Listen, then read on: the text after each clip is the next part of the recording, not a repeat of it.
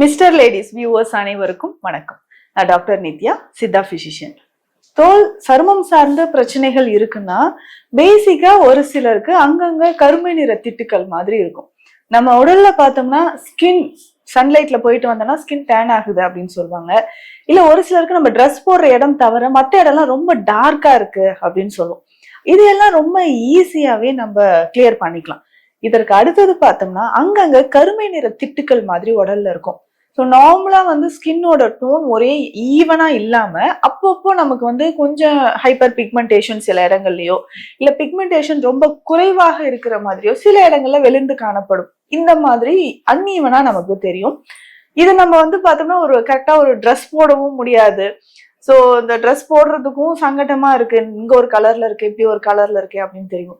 ஒரு சிலருக்கு ஆண்களா இருந்தாலும் பெண்களா இருந்தாலும் ஒரு குறிப்பிட்ட வயதிற்கு அப்புறம் பார்த்தோம்னா நம்ம உடல்ல ஏற்படக்கூடிய ஹார்மோன் சார்ந்த சில விஷயங்கள் பிரச்சனைகளால என்ன ஆகுதுன்னா நம்ம முகத்திலும் சரி உடலிலும் சரி ஒரு மாதிரி கருமை நிற திட்டுக்கள் ஏற்பட ஆரம்பிச்சிடும். ஸோ முகத்திலே நிறைய பேருக்கு நம்ம பார்ப்போம். கண்ண பகுதியிலோ நெற்றி பகுதியில கூட பார்த்தோம்னா ஒரு மாதிரி கருமை நிற திட்டுக்கள் மாதிரி ஏற்படுறத நம்ம பார்ப்போம். இந்த கருமை நிற திட்டுக்கள் ஒரு சிலருக்கு ஸ்கின்னோ கொஞ்சம் எலிவேட் ஆன மாதிரி இருக்கும். ஸோ தடிப்பு ஏற்பட்ட மாதிரி இருக்கிறது நம்ம பார்ப்போம். அதற்கு அடுத்தது பார்த்தோம்னா கொஞ்சம் நாளடைவில் அந்த ஸ்கின்னோட ஸ்ட்ரக்சர் கொஞ்சம் ரஃப் ஆன மாதிரி இருக்கும், ட்ரை ஆன மாதிரி இருக்கும். ஸோ ரஃபா ட்ரைனஸ் ஏற்பட்டு அடிக்கடி அரிப்பு ஏற்பட்டு சொரிஞ்சுக்கிட்டே இருக்கணும் போல தோணுதுன்னு சொல்லுவாங்க. இது பேசிக்கா பார்த்தோம்னா டெர்மடைட்டிஸ் அப்படின்னு சொல்லுவோம். அதாவது ஸ்கின்ல ஏற்படக்கூடிய சின்ன சின்ன இன்ஃப்ளமேஷன், இந்த கண்டிஷனை தான் நம்ம இப்படி சொல்றோம். இது முகத்துல மட்டும் இல்லாம கழுத்தை சுத்தி ஒரு சிலருக்கு கருமை நிறத்துல இருக்கும். முகத்திலேயோ வாய்ப்பகுதியை சுத்தி கருமை நிறம் ஏற்படுறத நம்ம பார்க்கிறோம். கைகள்ல முழங்கை பகுதியில கருமை நிறத்துல இருக்கிறதையும் பார்க்கிறோம். ஸோ இந்த மாதிரி இருக்கிறதும் நமக்கு ஹார்மோன் சார்ந்த பிரச்சனைகளால வர்றதுதான். இது பேசிக்கா ஒரு தீவிரமான தோல் சரும நோய் அப்படின்னு நம்ம சொல்லிட முடியாது. தீவிரமான சரும நோய் அப்படின்னு பார்த்தோம்னா விட்டிலிகோ, இந்த வெண்புள்ளிய சொல்லலாம். சொரியாசிஸ் அப்படின்னு சொல்லக்கூடிய செதில் உதிர் நோயை சொல்லலாம், சொரியாசிஸ் சொல்லலாம், எக்ஸிமா சொல்லலாம். இது எல்லாமே தீவிரமான சரும நோய். ஆனா இப்போ நம்ம பேசுறது நார்மலா இருக்கக்கூடிய பர்சன்ஸ்க்கு அன்றாடம் ஒரு வீட்டுல ஒருத்தருக்காவது இந்த பிரச்சனை இருக்குன்ற மாதிரியான ஒரு கண்டிஷன் தான். இதனால பெரிய அளவில் பாதிப்பு இல்லை என்றாலும் பார்ப்பதற்கு ஒரு தோற்றத்துல நமக்கு ஒரு மாற்றத்தை கொடுக்குது. முன்னாடி எல்லாம் நான் நல்லா ஃபேரா கலரா இருந்தேன், இப்ப கலரே சேஞ்ச் ஆன மாதிரி இருக்கு, ஸ்கின்லயே இந்த மாதிரி படியுது அப்படின்னு தெரியல, கொஞ்சம் கொஞ்சமா அரிப்பு ஏற்படுது, காரணமே இல்லாம ஒரு அரிப்பு ஏற்படுறத நம்ம ஃபீல் பண்ணுவோம். இந்த மாதிரி இருக்கக்கூடிய கண்டிஷன்ல நமக்கு என்னன்னா ஸ்கின்ல அந்த டெட் செல்ஸ் மேல மேல படிய ஆரம்பிச்சிடும். ஸோ டெட் செல்ஸ் முழுவதுமாக வெளியேறாம அங்கங்க நமக்கு ஸ்கின்ல தேங்க ஆரம்பிச்சிருச்சுன்னா இந்த பிரச்சனை நிச்சயமாக ஏற்படுது அப்படின்னு சொல்லலாம்.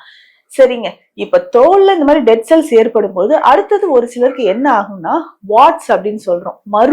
மறு பிரச்சனை நிறைய பேருக்கு இருக்கும். இப்ப சமீபத்துல கூட நம்ம கிளினிக் ஒரு அம்மா வந்தாங்க. உடல் முழுவதுமே மருக்கள் அவ்வளவு அதிகமா நிறைஞ்சிருக்கு. முகத்துல இருந்து கழுத்து கைகள் வரைக்கும் முதுகு எல்லா இடமுமே மருக்கள் அதிகமா இருக்கு. குறிப்பிட்ட வயதிற்கு அப்புறம் சில பெண்களுக்கு பிரெக்னன்சி டைம்ல மருக்கள் அதிகமாக வரும். ஆஃப்டர் டெலிவரி அது தானா ஒரு சிலது உதிர்ந்துடும், ஒரு சிலர் நம்ம ட்ரீட்மெண்ட் எடுத்தா சரியாயிடும். ஆனா இதுவே கொஞ்ச நாளுக்கு அப்புறம் ஒரு 40 இயர்ஸ் நம்ம சொன்ன மாதிரி மெனோபாஸ் ஏஜ்ல இருக்கக்கூடிய பெண்களுக்கோ ஆண்களுக்குமே இது ஒரு வயதை கடந்து இருக்கக்கூடியவங்களுக்கு இருக்கு. இதுக்கு பேசிக்கா என்ன ரீசன் அப்படின்னு பார்த்தோம்னா ஸ்கின்ல அந்த டர்ன் ஆகிறது நம்ம ஸ்கின்ல டெட் செல்ஸ் அப்படி அப்படியே தேங்கிறதுனாலயோ இல்ல ஹார்மோன் இம்பேலன்ஸ்னாலயோ ஏற்படலாம். மருக்களும் அதே காரணம் தான். ஸோ டெட் செல்ஸ் எல்லாமே ஒன்றாக சேர்ந்து நமக்கு ஒரு மறு மாதிரியோ அதுல அதாவது அன்வான்டா ஒரு growth நமக்கு தெரியும். சில மருக்கள் ரொம்ப பெருசா வளர்ந்துகிட்டே போகுது அப்படின்னு சொல்லுவாங்க. வளர்ந்தது பிளட் சர்க்குலேஷன் அதுல வர ஆரம்பிச்சிடும். ஸோ அது சர்ஜரி மூலயமா தான் ரிமூவ் பண்ணணும், அந்த அளவுக்கு பெருசாயிடுச்சு அப்படின்னு சொல்லுவாங்க. இது எல்லாமே நம்ம உடல்ல பேசிக்கா ஏற்படக்கூடிய சருமம் சார்ந்த நோய்கள். ஹார்மோன் இம்பேலன்ஸ் இருந்தாலும் இது ஏற்படுது. இதற்கு பேசிக்கா நம்ம என்ன பண்ணணும்னா இந்த பிளட் பியூரிஃபையர் எடுக்கணும். ரத்தத்தை சுத்திப்படுத்தக்கூடிய மருந்துகளை நம்ம எடுக்கணும். பிளட் பியூரிஃபையர் எடுக்கும்போது நிறைய பேருக்கு நமக்கு தெரியும், ஸோ டாக்ஸின்ஸ் உடல்ல சேரும் போதுதான் அது ஸ்கின்ல நமக்கு ரிஃப்ளெக்ட் ஆகுதுன்னு சொல்லலாம். ஸ்கின்லனா தோல்ல நமக்கு ரிஃப்ளெக்ட் ஆகுது. எந்த மாதிரி நமக்கு தெரியுதுன்னா தோல்ல இந்த மாதிரி டார்க் பிக்மெண்டேஷனோ இல்ல மருக்களோ நமக்கு வர ஆரம்பிக்கும். இதுதான் நம்ம அழகியை கெடுக்கிற மாதிரியான ஒரு விஷயமா இருக்கு. சிலருக்கு நம்ம என்னன்னா அதிகமா குங்குமம் வச்சுக்கிட்டே இருப்பாங்க. ஸோ குங்குமம் வைக்கக்கூடிய இடத்துலயும் நமக்கு வந்து அரிப்பு ஏற்படுறத பாக்குறோம். இல்ல வேற ஏதாவது திடீர்னு ஒரு சோப் மாத்தி நம்ம குளிக்கிறோம், இல்ல வேற ஏதாவது கிரீம்ஸ் ஃபேஸ்ல வந்து கிரீம்ஸோ மாய்ஸ்சரைசர் ஏதாவது யூஸ் பண்ணும்போது அது அலர்ஜி ஆகுது அப்படின்னா அந்த அளவுக்கு சென்சிட்டிவான ஸ்கின்னும் நிறைய பேருக்கு இருக்கு. இதற்கு என்ன பண்ணலாம் அப்படின்னு பார்த்தோம்னா, அரச இலை நமக்கு பயன்படுது. அடுத்ததாக இலந்தை இலை. இந்த அரச இலை, இலந்தை இலை இது இரண்டுமே சருமத்திற்கு ரொம்ப நல்லது. அதாவது நம்ம பிளட்ல இருக்கக்கூடிய டாக்ஸின்ஸை ரிமூவ் பண்ணும். அதே மாதிரி இது வெளிப்பிரயோகமாகவும் பயன்படுத்தலாம். அரச இலை, இலந்தை இலை இது இரண்டுமே கொண்டு வந்து நல்லா நிழல்ல உலர்த்தி வச்சுக்கணும். உலர்ந்ததுக்கு அப்புறம் இத நம்ம சாம்பல் மாதிரி எடுக்கணும். ஸோ அப்போ நம்ம இந்த இலைகளை கொளுத்தும் பொழுது அது சாம்பலாக நமக்கு கிடைக்கும். இந்த சாம்பலை எடுத்து சுத்தமான தேங்காய் எண்ணெய் விட்டு நம்ம கலந்து எடுத்து வச்சுக்கணும். ஸோ இந்த சாம்பலை தான் நம்ம வந்து பயன்படுத்த போறோம். ஸோ இந்த 2 இலைகள் இதனோட குப்பைமேனி இலைகள் கிடைச்சாலும் நம்ம வந்து சேர்த்துக்கலாம். அரச இலை, இலந்தை இலை, குப்பைமேனி இலை 3 இலைகளும் நல்லா நிழல்ல உலர்த்தி சும்மா ஒரு சின்ன கப்ல நம்ம எடுத்து வச்சா கூட போதும். இதை நல்லா கொளுத்திட்டு அந்த சாம்பல் கிடைக்கும் இல்லைங்களா, அதை எடுத்து வச்சுட்டு தேங்காய் எண்ணெய் விட்டு நல்லா மிக்ஸ் பண்ணி எடுத்து வச்சுக்கணும். ஸோ இந்த கருமை நிறத்துல இருக்கக்கூடிய இந்த மிக்சரை வந்து ஃபேஸ்ல எங்கெல்லாம் நமக்கு வந்து திட்டு திட்டா இருக்கும் அங்கெல்லாம் நம்ம அப்ளை பண்ணிட்டே வரணும். குங்குமம் டெர்மடைட்டிஸ் அப்படின்னு சொல்லுவாங்க. அதாவது குங்குமம் வைத்து வைத்து அந்த நெற்றி பகுதியில நமக்கு வந்து ஒரு அரிப்பு ஏற்படுது, ஹைப்பர் பிக்மெண்டேஷன் இருக்குன்னா இதை நம்ம அப்ளை பண்ணிக்கலாம். இப்போ வாரத்திற்கு 2 முறை இதை நல்லா அப்ளை பண்ணிட்டு கொஞ்சம் ஜென்டலா மசாஜ் பண்ணிக்கிட்டே வரணும். இப்போ இந்த மாதிரி பண்ணும்போது நம்ம முகத்தில் இருக்கக்கூடிய கருமை நிற திட்டுக்கள், அங்கங்கே ஏற்படக்கூடிய அரிப்புகள் குணமாகும். இதை தாண்டி மருக்கள் இருக்கு, வாட்ஸ் அப்படின்னு சொல்லக்கூடிய மரு இருக்கு அப்படின்னா இதற்கான சித்த மருந்துகளும் இருக்கு. பேசிக்கா இதற்கு சிரட்டை தைலம் பயன்படுது. சிரட்டை தைலமே எப்படின்னா நம்ம தேங்காய் ஓடுல இருந்து செய்யக்கூடிய தைலம் தான் சித்த மருத்துவத்துல நம்ம பயன்படுத்துறோம். இத குழி தைலமாக எடுத்து அந்த தைலத்தை மரு இருக்கக்கூடிய இடத்துல அப்ளை பண்ணிக்கிட்டே வரணும். இதை தாண்டி பார்த்தோம்னா இத தொடர்ந்து நம்ம அந்த சிரட்டை தைலத்தை மரு இருக்கக்கூடிய இடத்துல அப்ளை பண்ணிக்கிட்டே வந்தோம்னா மருக்கள் வந்து உதிர ஆரம்பிக்கும். இதனோட நம்ம என்ன பண்ணணும், திரும்பவும் இந்த பிரச்சனை வராமல் இருக்கணும்னா இன்டர்னல் மெடிசன் நான் எடுக்கணும். ஏற்கனவே நான் சொன்ன மாதிரி ரத்தத்தில் இருக்கக்கூடிய அந்த டாக்ஸின்ஸை ரிமூவ் பண்ணணும். அதற்கு பேசிக்கா நம்ம என்ன பண்ணலாம் அப்படின்னா, ஜென்ரலா நம்ம சாப்பிடக்கூடிய உணவுகள்ல அதிகமான புளிப்போ இல்ல உப்பு சார்ந்த உணவுகள் இருந்தா அதை தவிர்க்கணும். அசைவ உணவுகள் தவிர்க்கலாம். முக்கியமாக சீ ஃபுட்ஸ், கடல் சார்ந்த உணவுகளை கொஞ்ச நாளைக்கு நம்ம தவிர்த்தல் நலம்.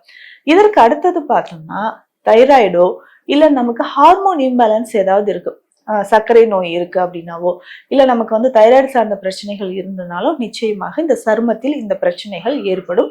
அதை சரி செய்யணும் அப்படின்னா நமக்கு இன்சுலின் லெவலோ இல்ல தைராய்டு ஹார்மோன் பிரச்சனைகளை சரி செய்வதற்கான சித்த மருந்துகளும் நம்ம எடுத்துக்கலாம்.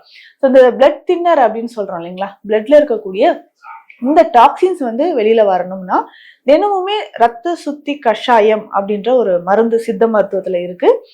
இதை வாங்கிட்டு வந்து ஒரு நாளைக்கு ஒரு வேளை தொடர்ந்து ஒரு மண்டலம் குடிக்கலாம். 48 நாட்கள். 1/2 ஸ்பூன் அளவு போதுமானது. ரொம்ப கசப்பா தான் இருக்கும்.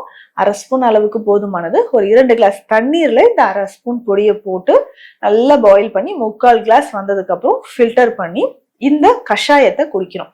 இந்த கஷாயத்துல இருக்கக்கூடிய மூலிகைகள் எல்லாமே என்ன சொன்னா நம்ம பாடியில பிளட் மட்டும் இல்ல ஆர்கன்ஸ் எல்லாமே சுத்தி செய்யக்கூடியது. ஏன்னா டாக்ஸின்ஸ் எதுவா இருந்தாலும் ஃபேட்டி லிவர் கண்டிஷன் இருக்கு இல்ல நம்மளுடைய ஆர்டரிஸ்ல எல்லாமே கொஞ்சம் கொஞ்சமாக கொழுப்பு படிஞ்சிருக்குனாலும் அதையுமே அகற்றும். அதே மாதிரி ஒரு பெஸ்ட் பிளட் பியூரிஃபையர் அப்படின்னா இந்த கஷாயத்தை சொல்லலாம். இது ஒரு 48 டேஸ் குடிச்சிட்டு நான் சொன்ன மாதிரி எக்ஸ்டர்னலா இந்த தெரபிஸ் எல்லாமே நீங்க யூஸ் பண்ணிட்டு வந்தோம்னா நிச்சயமாக அந்த தோல்ல இருக்கக்கூடிய பிக்மெண்டேஷன் மறைய ஆரம்பிக்கும். அரிப்பு இருந்தாலும் அது மறையும். இந்த பதிவு உங்களுக்கு பயனுள்ளதாக இருக்கும்னு நினைக்கிறேன். மீண்டும் அடுத்த பதிவில் சந்திக்கலாம். நன்றி.